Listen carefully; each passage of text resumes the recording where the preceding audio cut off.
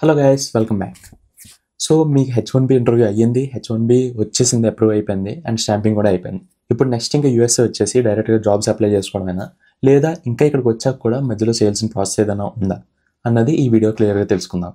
So ముందే చెప్తున్నాను, ఇక్కడ మీరు ఒక కన్సల్టెన్సీ ద్వారా H1B మీద వచ్చాక డైరెక్ట్గా మీరు జాబ్లో అప్లై చేసుకుంటా అంటే అవుతుంది గైస్. అట్లీస్ట్ 1 month టైం అయినా పడుతుంది. ఓకే, ఆ తర్వాతే మీ మార్కెటింగ్ అనేది స్టార్ట్ చేయగలరు. సో ఇక్కడికి వచ్చాక మీరు కొన్ని డాక్యుమెంట్స్ ఆర్ ఐడీస్ అనేది అప్లై చేసుకోవాలి. సో అవి ఏంటో ఇప్పుడు లైన్ బై లైన్ చూద్దాం. అండ్ అలాగే ఇక్కడ నేను చూపించే అన్నిటికీ కూడా ఎలా అప్లై చేయాలి, ఆ ప్రాసెస్ ఏంటి అన్నది ఆల్రెడీ డెడికేటెడ్ వీడియోస్ నేను ఎప్పుడో చేసి పెట్టాను.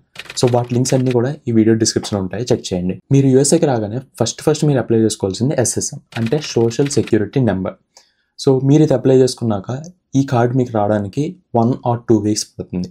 అండ్ ఇమ్మీడియట్గా ఈ SSN నెంబర్ వచ్చిన వెంటనే మీరు బ్యాంక్ అకౌంట్ అనేది తీసుకోవాలి. సో ఇవన్నీ ఇంపార్టెంటా కాదా అంటే చాలా ఇంపార్టెంట్ గైస్. ఇప్పుడైతే చాలా ఇంపార్టెంట్, ఎందుకంటే మీరు ఏ జాబ్కి అప్లై చేసినా సరే వాడు ఖచ్చితంగా పాస్పోర్ట్ నెంబర్, SSNలో లాస్ట్ 4 digits అండ్ అలాగే ఏదో ఒక ఐడి, ఐదర్ స్టేట్ ఐడి కానీ లేదా డ్రైవింగ్ లైసెన్స్ కానీ పక్కాగా అడుగుతున్నారు. ఓకే, సో అప్పుడైతేనే మీ జాబ్ ప్రొఫైల్ అనేది నెక్స్ట్ క్లయింట్స్ ఫార్వర్డ్ చేస్తున్నారు. సో వన్స్ SSN వచ్చాక నెక్స్ట్ మీరు బ్యాంక్ అకౌంట్ అప్లై చేసుకోవాలి.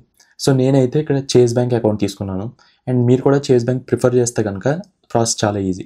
సో మీకు వచ్చిన SSNతో పాటు మీ ఎంప్లాయర్ నుంచి ఒక లెటర్ తీసుకోండి. ఆ లెటర్లో ఏంటంటే మెయిన్లీ మీరు ఇప్పుడు ప్రజెంట్ ఏదైతే అడ్రస్లో ఉంటున్నారో సో ఆ అడ్రస్ అక్కడ మెన్షన్ చేసి ఉండాలి. సో లైక్ ఈ పర్సన్ నా ఎంప్లాయీ అండ్ అలాగే ప్రజెంట్ ఈ రెసిడెంట్ అంటే ఈ అడ్రస్లో ఉంటున్నాడు అని చెప్పి ఒక లెటర్ అంతే. సో ఈ రెండు ఉంటే అప్పుడు మీరు చేజ్ బ్యాంక్ వెళ్ళి మీరు అక్కడ అకౌంట్ అప్లై చేసుకుంటే మీకు విత్ ఇన్ ఒక 1 weekలో మొత్తం అంతా యాక్టివేట్ అయిపోయి వచ్చేస్తుంది. అండ్ నెక్స్ట్ ఇమ్మీడియట్గా మీరు అప్లై చేసుకోవాల్సింది state ID and driving licence. Okay, so యూజువల్గా డ్రైవింగ్ లైసెన్స్ రావడానికి 1.5 నుంచి 2 months వరకు టైం అయితే ఖచ్చితంగా పడుతుంది. ఓకే, అందుకనే నేనేం చేశానంటే 2 స్టేట్ ఐడి అండ్ అలాగే డ్రైవింగ్ లైసెన్స్ 2 ఒకేసారి అప్లై చేస్తాను. అండ్ వాటికి సంబంధించిన డెడికేటెడ్ వీడియోస్ కూడా కింద డిస్క్రిప్షన్లో ఉంటాయి, కావాలంటే చెక్ చేయండి. సో వన్స్ ఈ 2 కలిపి అప్లై చేశాక విత్ ఇన్ 10 daysలో నాకు ఫస్ట్ స్టేట్ ఐడి అయితే వచ్చింది.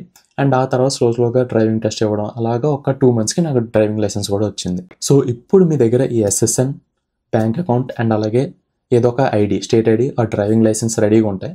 అప్పుడు మీ మార్కెటింగ్ టీమ్ ఏదైతే ఉంటుందో సో వాళ్ళు మీ ప్రొఫైల్స్ అనేది మార్కెటింగ్ చేయడం స్టార్ట్ చేస్తారు. So that's it guys. Information useful అయిందని అనుకుంటున్నా. So see in the next video. Bye.